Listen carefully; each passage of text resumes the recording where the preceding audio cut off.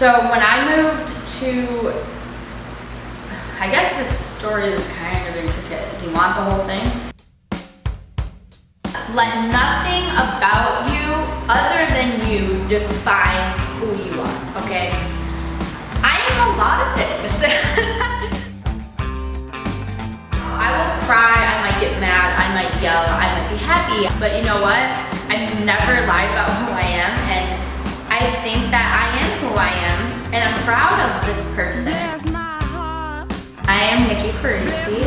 I am the manager of Remix Hair Company, a salon that I helped open with my two friends, and the way that I feel when I make someone beautiful and they love their hair, there's no comparison to that.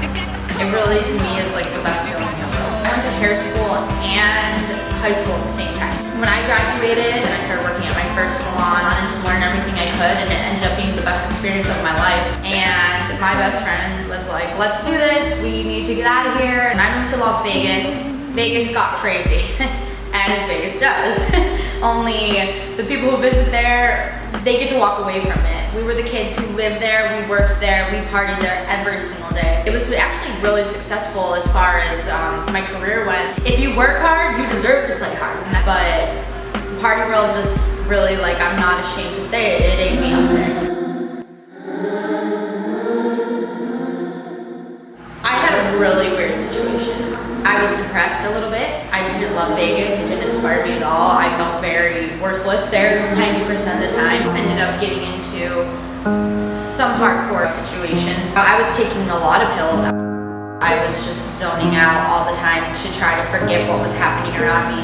And then a few of my friends became hardcore addicts, and I felt like I had not only failed them as a friend, because I'm usually the motherly type, I felt as though I failed myself a little bit because I was never that person. And there was a day when I literally thought I lost my friend maybe forever to this drug. Let him talk. I was so upset that I in turn took a bunch of pills, too many. It ain't my fault. I just remember the next thing, I wake up and I had my 4 best guy friends standing around me thinking I was dead, just like almost crying. Let him stay. And they like made me throw up, took me to their house, rehabbed me, cleared my room out of any pills or anything that I could ever find.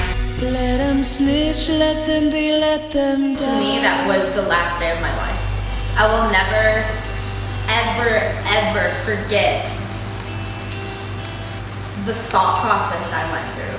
I'll never forget the sadness I felt. You know, I lost this person. I had no idea who she was. I sat there and remembered her, but couldn't find her. And it was almost like I was so angry at myself. To me, that was it. I never felt so empty a day in my life. Like, if you can never wake up and just, you know, roll over and feel like there's absolutely nothing left in life for me after today, that was how I felt that day. Just pure emptiness. I'm not sure how to even go further than that.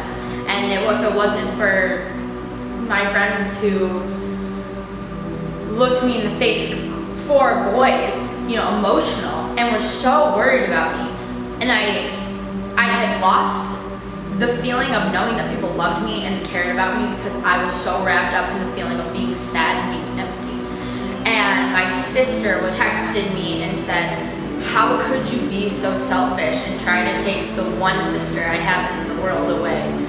And I was like, wow. Okay, I need to refocus here. There's 2 things that are gonna happen right now.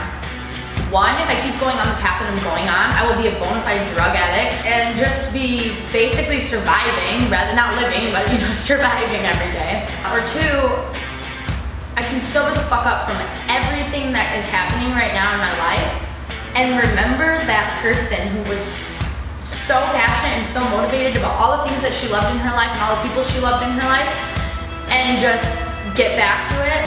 This is what you dreamed of. You came this far. Let's keep going.